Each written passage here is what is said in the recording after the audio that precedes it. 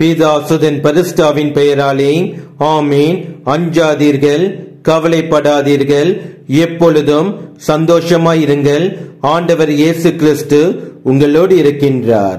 இன்றைய வார்த்தை, சொல்லாலும் செயலாலும் உங்கள் பெற்றோரை மதியுங்கள், அப்பொழுது உங்களுக்கு ஆண்டவரின் ஆசி கிடைக்கும். இன் word and deed honor your parents that all blessings may come to you. சீராக்கின் ஞானம் அதிகாரம் 3 வசனம் 8. உங்கள் பெற்றோரை சொல்லாலும் செயலாலும் மதிக்கும் பொழுது ஆண்டவருடைய ஆசீர்வாதத்தை உங்கள் வாழ்வில் காண்பீர்கள். இன்றைய வாலிபர்கள் நாளைய பெற்றோர்கள்.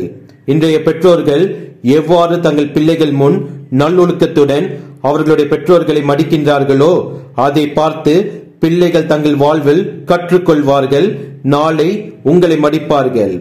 நீங்கள் உங்கள் குழந்தைகளுக்கு முன்பு விட்டு கொடுத்து பிறர் செய்த குற்றங்களை மன்னித்து மரியாதையான வார்த்தைகளால் பேசி பிறரின் தேவைகளில் உதவி செய்து போதை பழக்கத்திற்கு அடிமையாகாமல் கற்பு நெறியோடு வாழ்ந்தீர்கள் என்றால் உங்களை பார்த்து உங்கள் பிள்ளைகளும் நல்லொழுக்கத்துடன் சிறந்து வளருவார்கள்.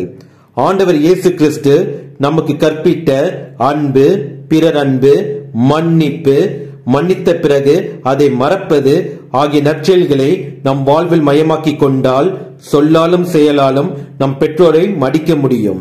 அப்பொழுது ஆண்டவரின் ஆசி நம் வாழ்வை ஒளிமயமாக்கும். இயேசுவுக்கே புகழ், மரியே வாழ்க. ஆமீன்.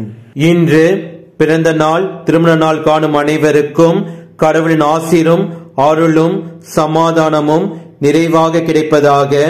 உங்களுக்கு எங்களுடைய வாழ்த்துக்களும் ஜெபமும். வாழ்வு தரும் இறை வார்த்தை, ஆறுதல் அளிக்கும் இறை வார்த்தை, உண்மையை உணர்த்தும் இறை வார்த்தை, நம்பிக்கை தரும் இறை வார்த்தை, இது இயேசு வழங்கும் இறை வார்த்தை, இது இயேசு பேசும் இறை வார்த்தை.